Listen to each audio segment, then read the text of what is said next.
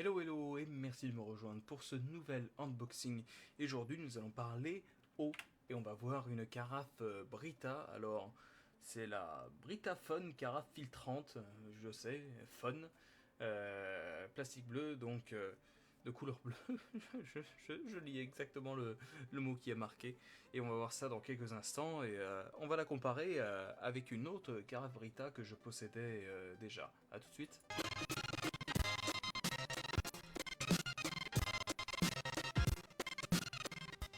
Donc voilà à quoi ressemble la boîte. Donc il vous explique, très bon goût, etc. Pour un meilleur thé et un meilleur café. Quoique pour le thé et le café, ça va permettre d'éviter d'entâtrer votre machine.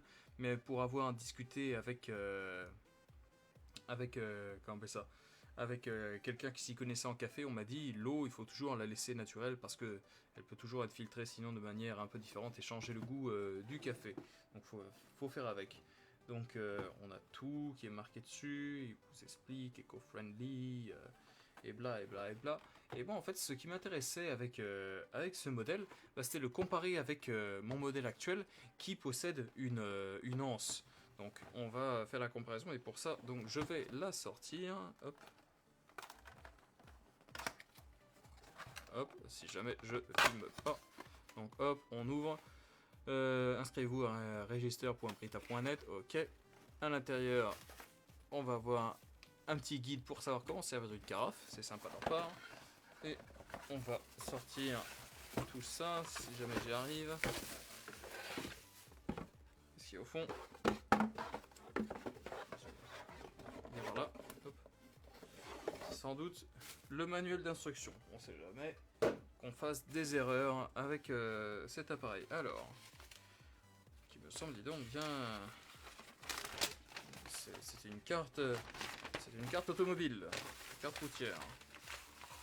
Alors, A1. Est-ce que je fais la première étape? Je suppose. Alors, comment est-ce qu'ils décrivent Donc, prendre la carafe. Ok.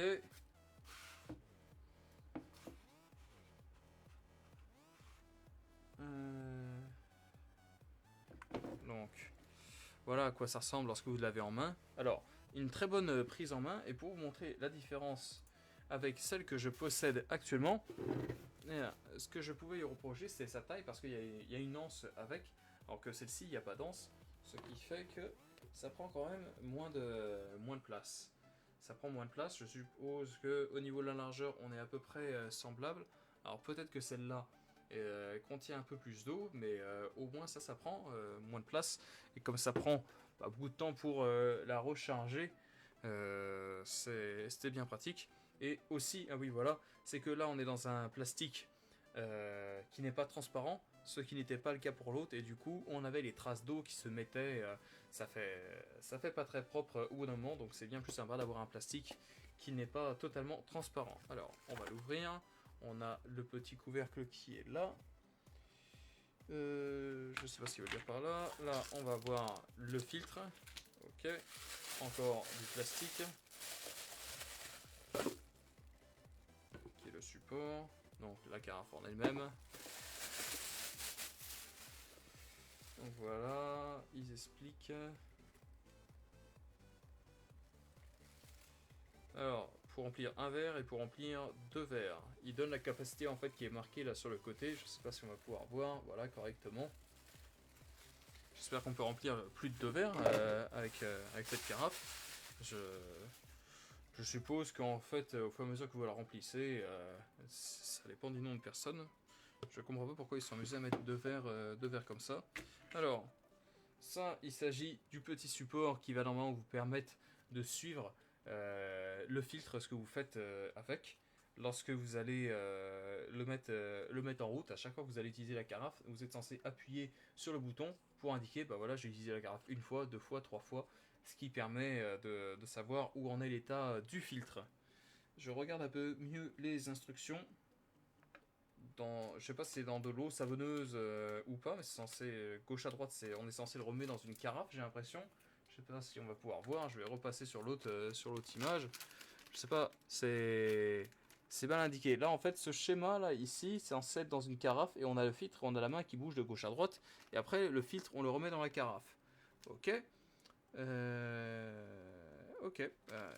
Y a plus qu'à, hein, ça a essayé. De toute façon, c'est pas des produits dangereux, c'est de l'eau. Donc, laver un coup pour éviter les résidus de plastique et mettre en route. D'ailleurs, je suis étonné que ça soit pas marqué nulle part qu'il n'y ait pas de qui n'est pas mis. Je sais plus, le truc en plastique là qu'on n'aime pas retrouver désormais dans, dans les éléments qui touchent l'alimentation. Je le vois nulle part, donc je suppose peut-être qu'il n'y est pas. Donc voilà, à voir. Bah écoutez, c'est la fin de cet unboxing, ça fait 10 minutes que ça dure. Je mettrai mes conclusions dans le commentaire en bas. Alors, un détail peut-être qui est un peu ennuyeux comparé à mon autre modèle que j'avais, c'est que... Alors déjà, il y a quelque chose qui me gêne un peu. Ça, si je le mets...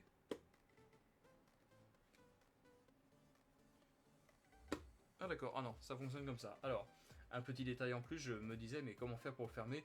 Quand vous appuyez sur l'avant, comme ça, là à l'arrière c'est ouvert, mais vous avez un joint.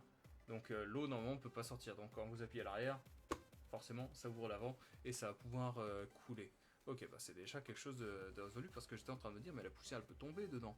Mon ancien modèle, il avait l'avantage d'avoir un petit clapet par-dessus pour éviter ça. Donc, à voir, il n'y a plus qu'à. Sur ce, moi je vous laisse et je vous dis à la prochaine. Ciao!